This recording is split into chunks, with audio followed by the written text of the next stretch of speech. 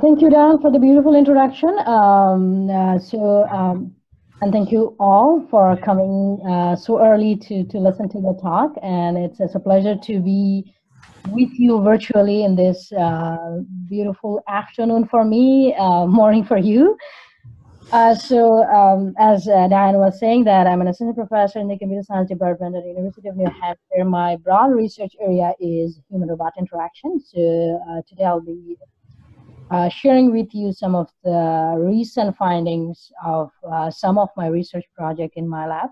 So the title of the talk is This is How You Do It, Learning Concepts from Human Demonstration.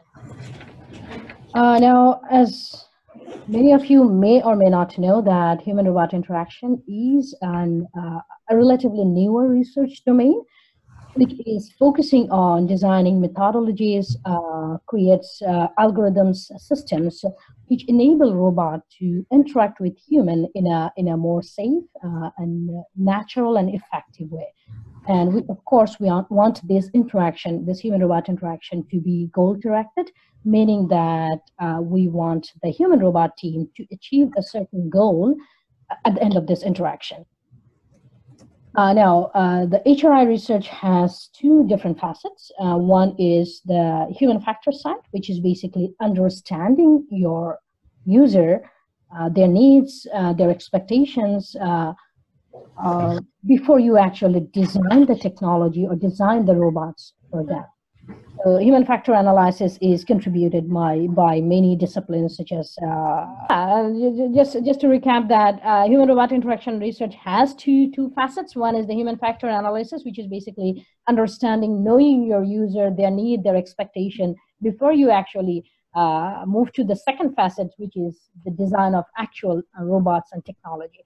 So under the second facet, we basically design algorithms, we design interface, we design novel or modify the existing hardware to fit the HRI needs. So under the second facet, or under the second category of research in HRI, there are domains such as like perception learning, manipulation, natural language processing, nonverbal verbal communication, and it goes on like that. And as you can see, that most of these research domains are not new. They have been there for a long period of time.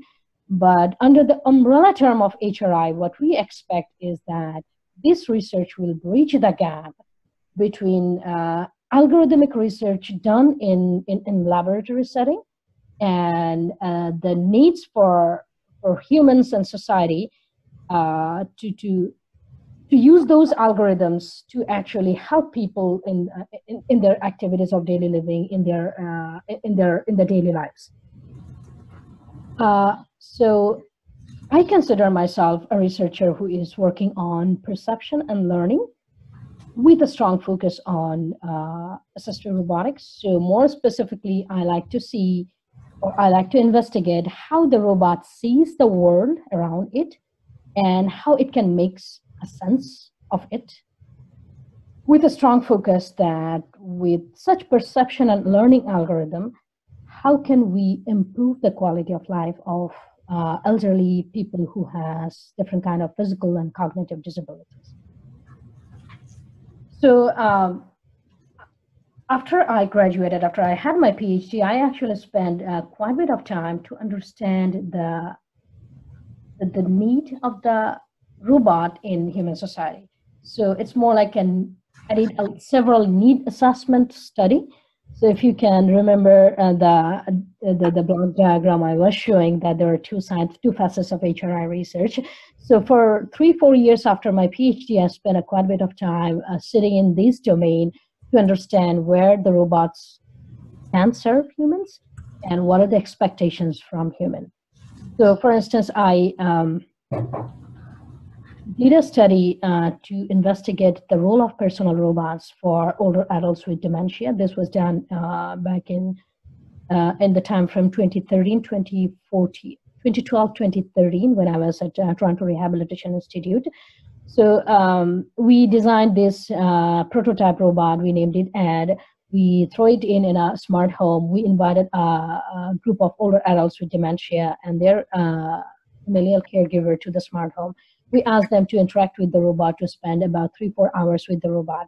So the task we assigned for them was basically making a cup of tea in the kitchen. So the robot accompanied them. The robot observed how they follow different steps of tea making. If they're missing any steps, the robot will prompt them. If they're doing any dangerous activities, for instance, the water is boiling, the stove is still on, they're leaving the kitchen while keeping the stove on.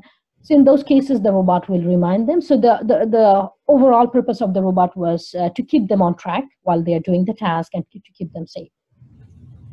And after the study, we actually interviewed each older adults, their familiar caregiver, about their expectations from a robot like this. So this video will give you some idea how the study was done. So this was an audio prompt given to the older adult. So this is a new kitchen for him. He has no idea what to do, what not to do. And so for him, he was literally confused what to do, how to turn on this thing. So the robot was showing here by a video demonstration that this is how you do it. And he managed to follow the prompt. And this was an interesting type of prompt that the robot uses full body to gesture. First, the person was not sure where to put the tea bag, so the robot oriented itself toward the trash can and gave the audio prompt that this is where you throw the trash can. So there was an interesting conversation going on between them. I did not have the permission to release our audio, so I had to mute it, but this was a really interesting conversation. So the biggest take-home message from this study for me was that robot has a huge potential to help older adults with dementia to age in place. Maybe not toward the very end of advanced stage of dementia, but they can help people who are at the early stage of dementia to age, to stay in their home for maybe 4 or 5 years more. But from a technology perspective, we still have a lot of unsolved challenge. For instance, the perception part. The robot needs to understand clearly what are the steps that is being done by the older adult in a different lighting condition, in a different kitchen scenario. And based on that perception, the robot needs to take the decision precisely whether to prompt the person or not. Because a robot which provides false positive or prompting in a situation where prompt is not needed, it will lose its credibility, and we don't want to throw in such a robot in the life of older adults with dementia. So these are some of the technical challenges that we still have a long way to resolve before we actually deploy this sort of this kind of system in actual setting. So I recently started a project to address this type of technical challenges, and I'm not going to, this is at a very premature state. I'm not going to talk about that project in this talk, but this is something that I am currently working on. I also work I also initiated a different study, again, a need assessment study to investigate the role of robot in autism intervention. So the idea over here is that to see if we can use robots to teach social skill, to teach important life skill to children with autism. So naturally the question comes that why do we care about using robots here? So there is mounting anecdotal evidence which shows that robots are very likable creatures by many children with autism. So they connect really well with robots as compared to their human therapist. As a roboticist, we try to come up with explanations like that. Robots looks like human, but they don't have human. They don't create a lot of facial features. They don't follow social norm. But as a roboticist, I would just say that these are our hypotheses. We never try to prove those hypotheses. We're just happy with the fact that these children, some children, they connect really well with robots, and we have some things to do to make these robots useful for them. So the study that I did was mostly to understand the clinical feasibility of using robot to actually teach a skill to a group of autistic children. So this study was done in collaboration with a psychology professor who is an expert in behavioral intervention. So we aimed to teach social grading behavior to a group of children. So we designed an applied behavior analysis based intervention. My collaborator designed that, and we implemented that on the robot so that the robot can deliver the intervention instead of a therapist.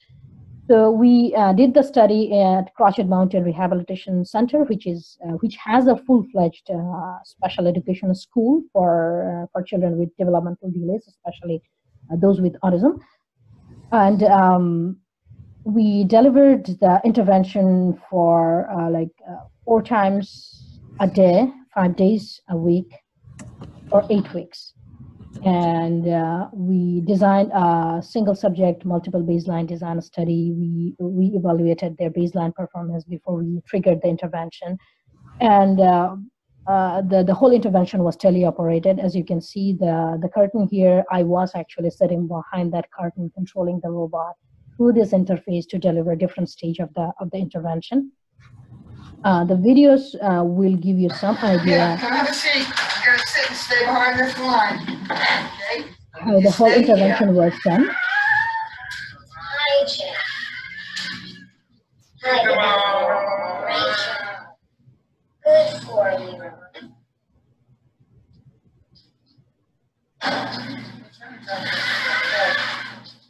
Hi, Rachel.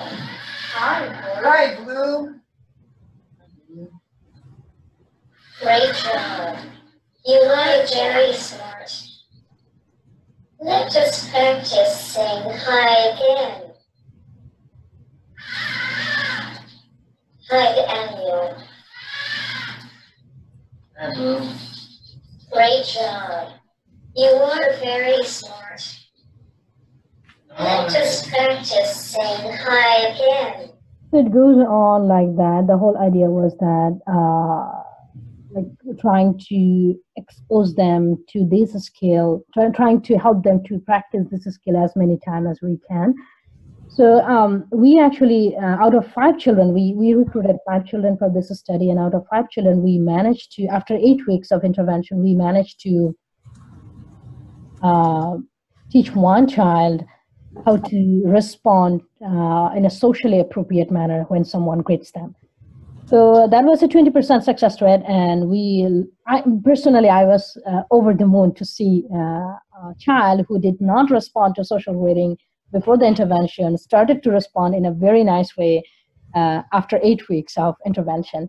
So one of the take-home message for me from this study was that the end user for this technology are clinicians who in most cases do not know how to program robots. So if we really want this robot to be deployed in clinical setting, or if we really want these children to get benefited from this wonderful piece of technology, we have to find out a way to make the robot more autonomous. So most of this intervention that right now I am like teleoperating, the robot should be able to take care of it in an autonomous manner.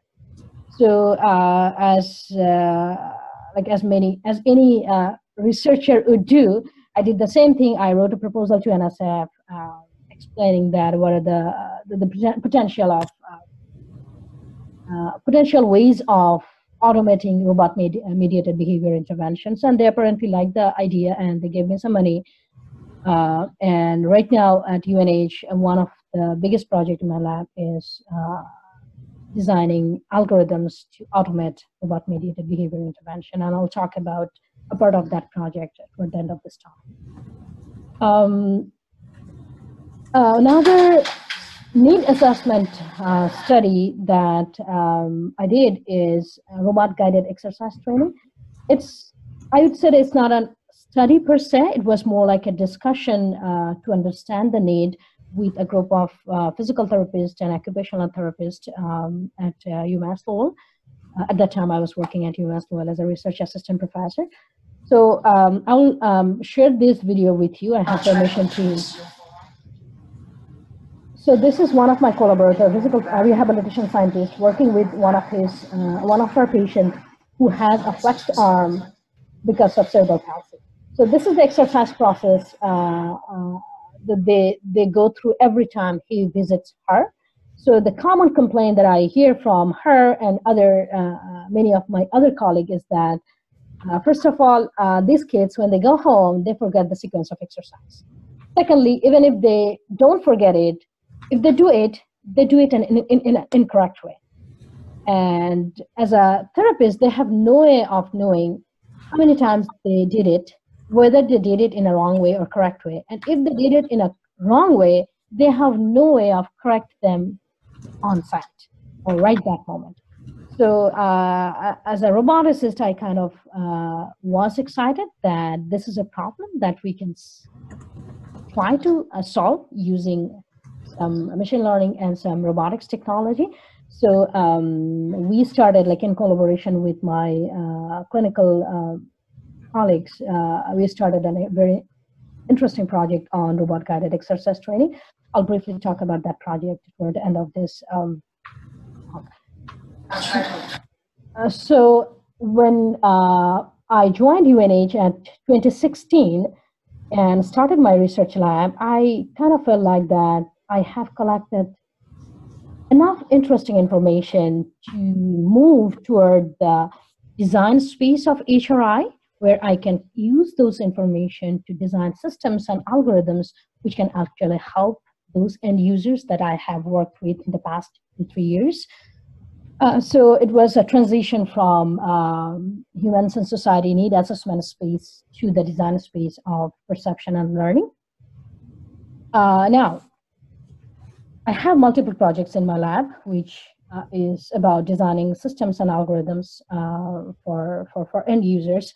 So one common theme for all of those projects is that we try to teach robot how to do a certain task, but we don't try to hard code the robot. So literally, we try to teach a robot a task without actually programming the robot. So how is that possible? We rely on a very popular robot learning paradigm called learning from demonstration, or LFD. The core idea of LFD is that instead of hard coding the robot, instead of actually programming the robot, a lay user will demonstrate the task that you want to teach to the robot. The robot will observe, the robot will ask good questions and learn the task by itself. It will develop a model for the task so that it can execute the task in the same context or in a little bit different context. So for instance, you show the robot that this is how you play chess. This is how you pick up a block.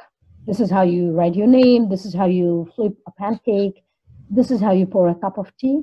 And then the onus is on the robot, or more accurately on us, robotics researcher, to come up with a very robust learning framework so that the robot can build a model of the demonstrated task to be executed in a different context.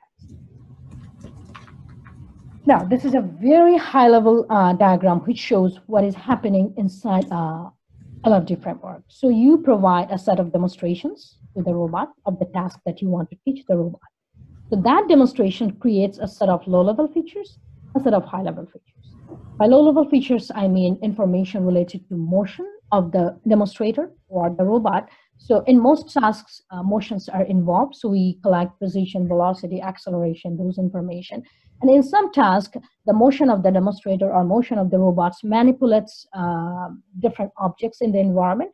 So we also collect the features of the objects being manipulated, for instance, color, size, shape, and other attributes. So we use those information to learn the trajectory, motion trajectory of the demonstrator or the robot. So we call this inter-domain a low-level learning from demonstration. On the other end, we have high-level features. For instance, the reasoning underlying the task. For instance, what are the steps of a tea making task? Can I boil the water before I collect my milk and sugar? Or for instance, in case of an autism intervention, when we deliver a prompt, is it sometimes when we see that the participant is gauging toward the robot, having some auditory response, or waving the hands. So understanding those high-level sequencing, high-level reasoning, we use this to derive a policy for the entire task. So we call that domain the high-level learning from demonstration. So we combine high-level LFD, low-level LFD to design a complete model of the task that the robot execute in a known context or in a slightly different context. Now, in my lab, there are multiple projects, both on high-level LFT and low-level LFT. In the remainder of the talk, I will be sharing one project on high-level LFT, one project on low-level LFT. Now, I'll avoid very low-level technical detail, but please feel free to either ask questions or email me if you want to know more about the technical detail. So the first project I'll be talking about is about high-level LFT. So the idea here is to learn applied behavior analysis-based autism intervention. As I mentioned earlier, that this is an NSF-funded project. So you may or may not be familiar about the applied behavior analysis, but this is the structure that any ABA-based intervention follow. So let's take the example of a social grading intervention. So within that context, command or discriminative stimuli or ST corresponds to the therapist delivering a command to the child. For instance, like saying the child, "Hello, John," or "Hi, John." Now, the child may respond in a compliant manner.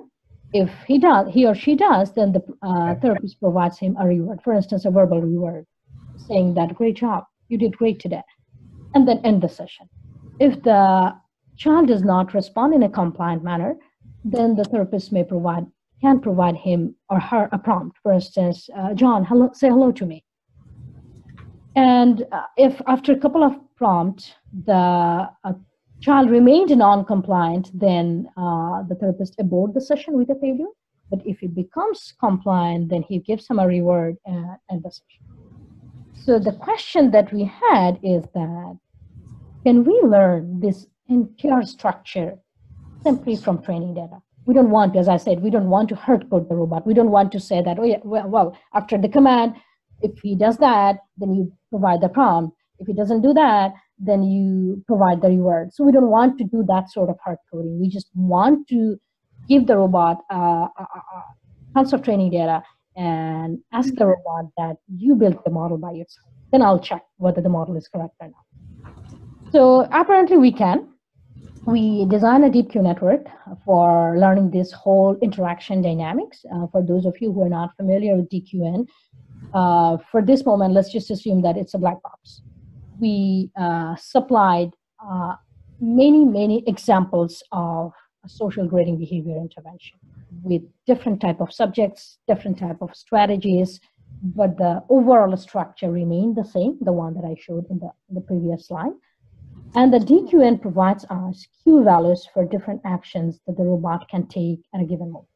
Q values are basically weight associated with different actions. For instance, at a given moment, if the DQN says that no, the prompt action has a 0.8 weight and the reward action has a 0.2 weight, that means at a given moment, at that moment, the robot will choose the prompt action over the reward action. So we have an input space, which is basically video observation, composed of RGB image, composed of optical flow, composed of audio data. We have 3 different actions that the robot can take at any given moment: prompt action, reward action, and ending the session with or without a success. So this is the actual DQ network. So the DQN consists of, you may or may not be familiar, the DQN consists of several layers of convolutional neural network, which help us to identify discriminatory features from 2-dimensional input. So in our case, we use RGB image, we used optical flow, we used multi-frequency spectrogram to identify discriminatory features or features associated with different actions as the interaction between a therapist and a child evolves over time. So the CNN, or convolutional neural network, help us to extract those features. We then fit those features to LSTM, which stands for long short-term memory, which help us to understand the temporal correlations between those features. Since we are analyzing videos, we need to understand that how features are related over time. So the LSTM output are fed to 2 layers of fully connected neurons. And at the end, we get Q values for 3 different actions that the robot can possibly take at a given moment. Now, as I mentioned earlier, that we provided the TQN with the training data that we collected. So we ran an IRB-approved study where we invited volunteers who does not have autism, because this is still at a proof of concept stage. So we did not want to involve children with autism in this stage of the research.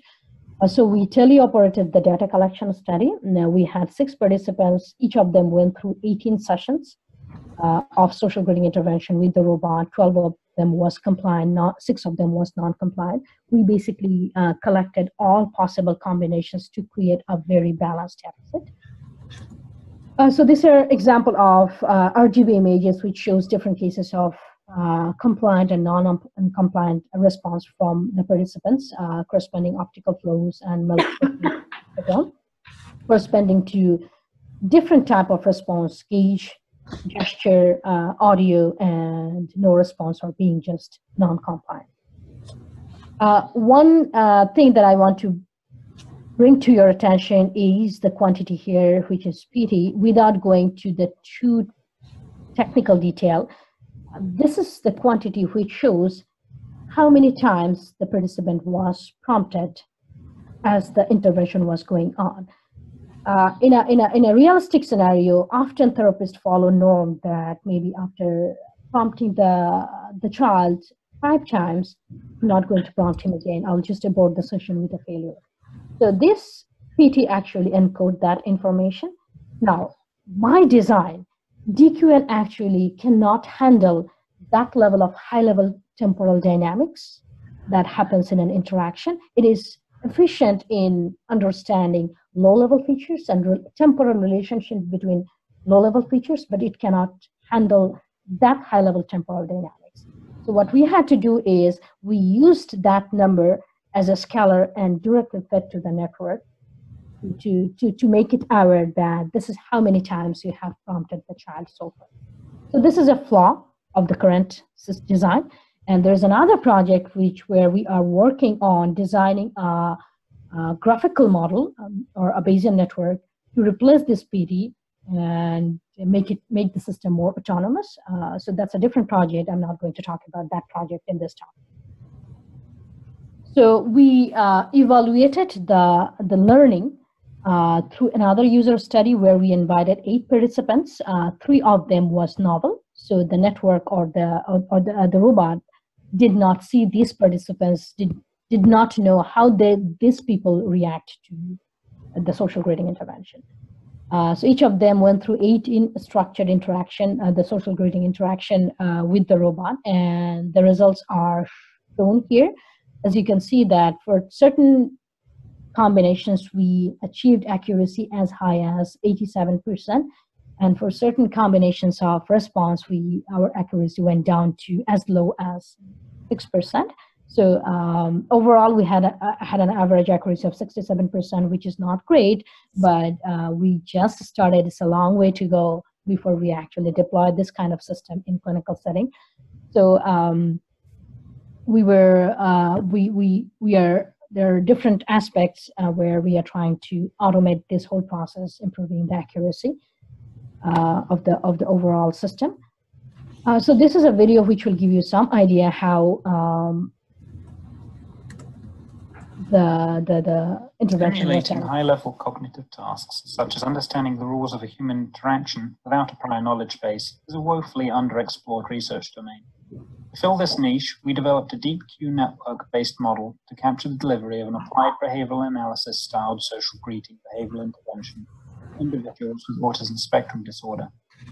Our research is conceptual and as such is evaluated on participants that do not fall on the autism spectrum.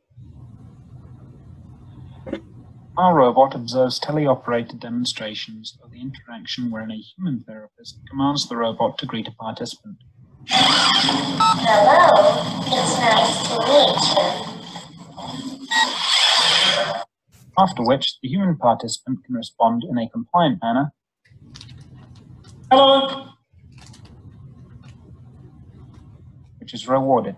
Great job. Or in a non-compliant manner. If the response is non-compliant, the therapist can then choose to encourage the participant in the prompting action. Please say hello. Or they can terminate the intervention after multiple failed prompting attempts. Goodbye. Our DQN takes multimodal videos of inputs. We observe raw RGB video input, optical flow, and a spectral representation of auditory input received through the robot's microphones. Using a combination of traditional convolutional layers, transfer learning using the inception network, and long short-term memory cells, we are able to learn the features of the interaction and replicate it automatically. Hello, phone. So this is where we are actually testing the network, autonomous network.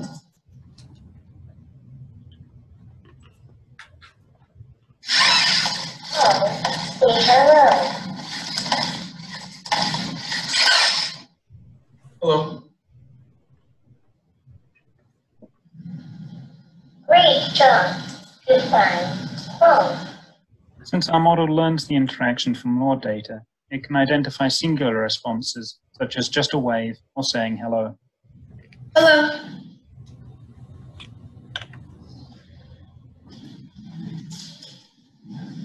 Great job. Goodbye. Katie.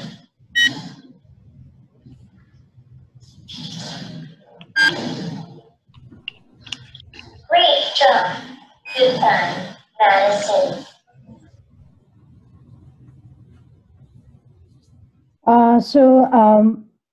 I will then switch to the low-level LFD framework that I'm currently working on with some of my students. So this project is about designing a LFD framework for neuromotor rehabilitation in home setting.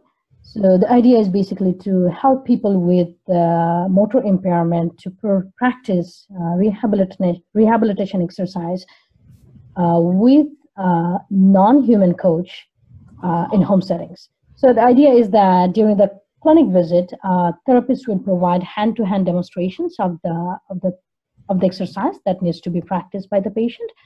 And the patient will be wearing different wearable devices which will collect the motion information, muscle signals. We will use those information to train a low-level LFD framework to understand the trajectory, to understand the sequence of motion. And we design a 3D avatar which is powered by that LFD framework.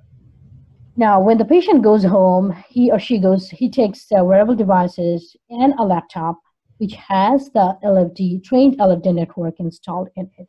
So within the comfort in his own home, he can practice the exercise.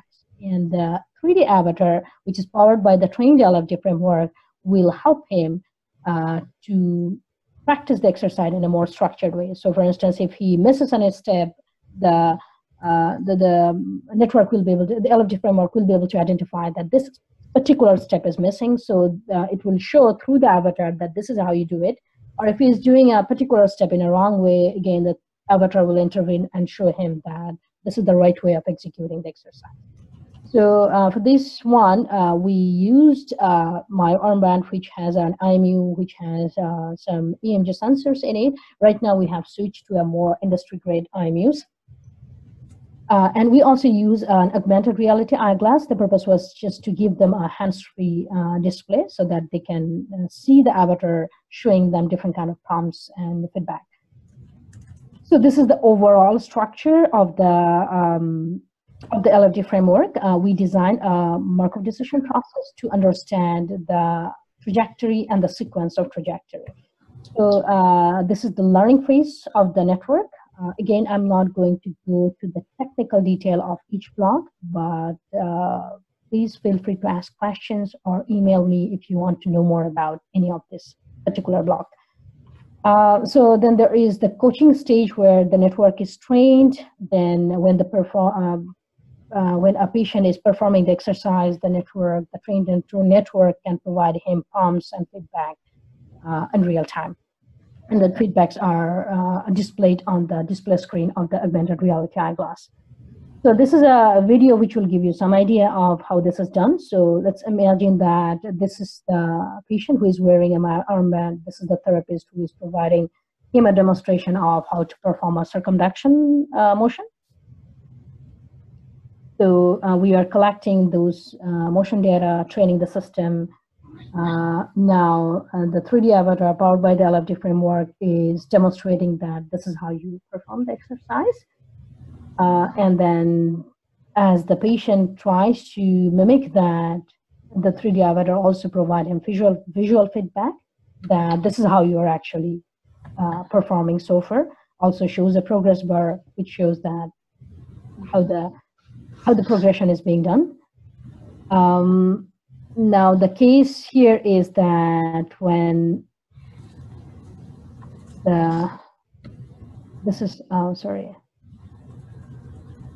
So this is the case where the participants actually forgot or was not sure what would be the next step. So the LFD framework was able to identify that this is where you are stuck and shows him the rest of the exercise from the point of error, and then go back to the original point of error and prompt the person that now you do it.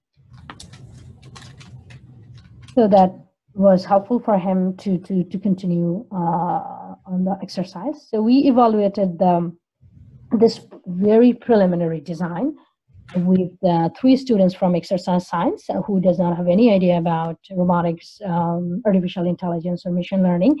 So the left interface you see here is the one that the therapist, who is a rehabilitation scientist, one of my collaborators in this project, used to train the system with the data from each student. And the middle interface is used by the student to practice the exercise with the LFD and with the avatar.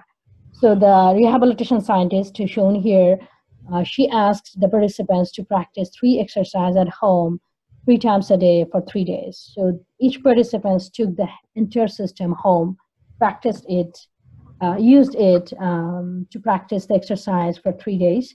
And then after 3 days, they filled out a questionnaire providing us feedback on what are the ways.